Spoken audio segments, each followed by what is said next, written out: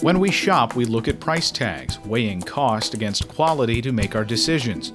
So where's the price tag on a public school education? What are we getting for our money? In many cases, it seems school districts don't want you to see the real price tag. Parents and taxpayers have a right to know what public schools cost them and what kind of value they're getting for that money. Unfortunately, most school districts do their best to hide that information. Here's what various school districts said they spent per pupil in 2009. As high as these numbers are, they're still extremely misleading. School districts often leave out major expenses like capital costs for new buildings, health and retirement benefits for their own employees, their own debt payments. All of these are K through 12 education expenses paid with taxpayer dollars. There's no good reason to exclude them.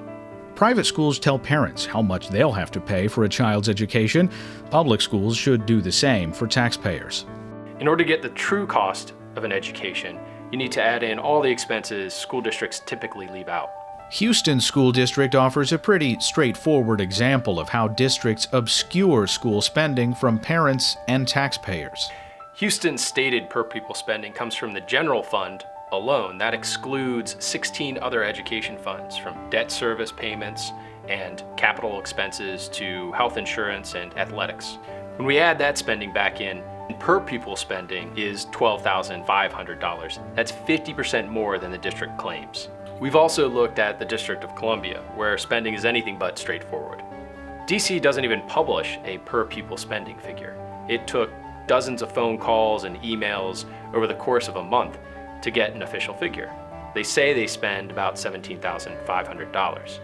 All capital expenditures are excluded from that figure, as if children don't need classrooms and buildings to learn it. When you add that, along with all the other education items, back into the budget, you get $28,000 per student. That's 61% more than the district claims to spend. $28,000 would provide DC parents with the means to send their kids to some of the best private schools in the district. This kind of dishonest accounting is a nationwide problem. Rich districts, poor districts, north, south, east, and west. In every single one of the 18 districts we looked at, we found discrepancies. In most, it was a huge gap. In Los Angeles, schools spend 2.5 times what they advertise. Think about what this means. Prices are supposed to steer resources in the economy, and yet taxpayers and parents have a very difficult time discovering the most basic fact about public education: the cost. It's impossible to have an honest debate about education policy if the public schools can't be straightforward about their spending.